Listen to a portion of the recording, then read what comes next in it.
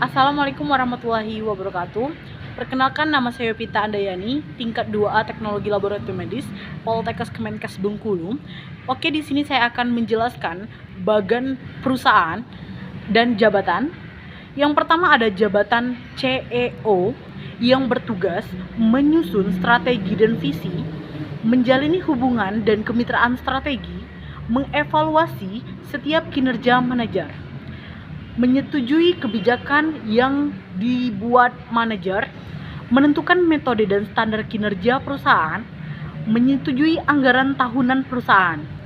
Yang kedua yaitu jabatan General Manager yang bertugas membantu direktur dalam membuat kebijakan dan perencanaan kinerja perusahaan.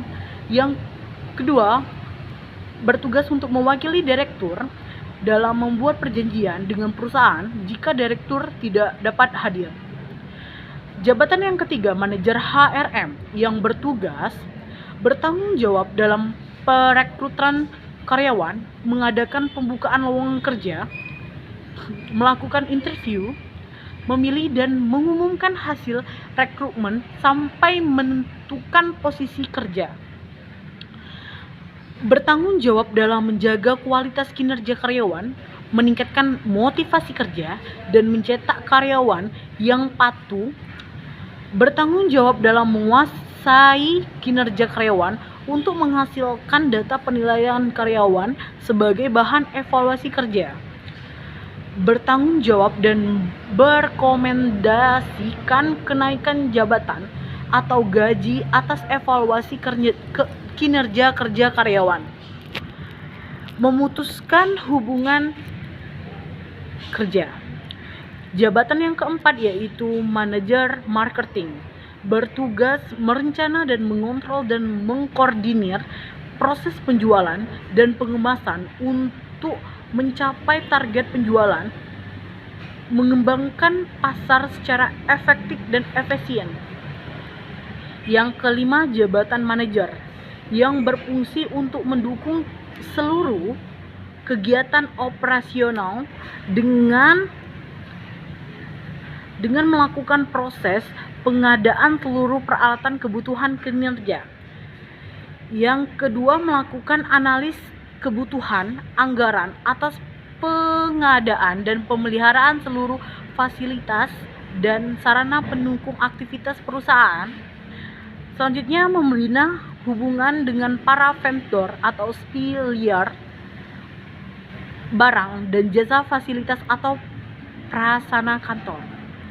Selanjutnya itu menjalankan dan mengembangkan proses atau sistem kinerja atas pengadaan dan pemilihan fasilitas penunjang kerja. Yaitu ada juga yang keenam yaitu jabatan manajer finance, memonitor, mengumpulkan data dan menganalisis posisi kas perusahaan, memastikan kelancaran hubungan dengan pihak bank, mengolah fungsi akuntansi dalam memproses data dan informasi keuangan untuk menghasilkan laporan keuangan. Selanjutnya yaitu bertugas untuk mengkoordinasi dan mengontrol perencanaan pembayaran kewajiban pajak perusahaan. Yang terakhir yaitu mengontrol penggunaan anggaran untuk memastikan penggunaan dana secara efektif. Nah, di sini ada juga tujuannya. Tujuan angka pendek dan jangka panjang perusahaan. Yang pertama yaitu tujuan jangka pendek. Nah, tujuan jangka pendek ini mencapai target pelanggaran telah ditentukan, membangun brand produk berkualitas dan dapat dijangkau semua kalangan konsumen, meningkatkan penjualan sebesar 5% setiap tahunnya.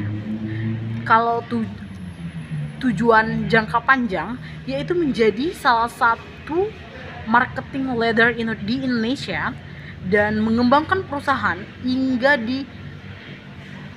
ke area Asia dan melakukan quality control untuk menjaga kualitas produk agar tetap konsisten.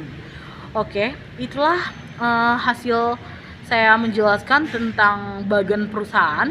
Semoga dapat bermanfaat. Kurang lebih saya akhiri dan terima kasih. Wassalamualaikum warahmatullahi wabarakatuh.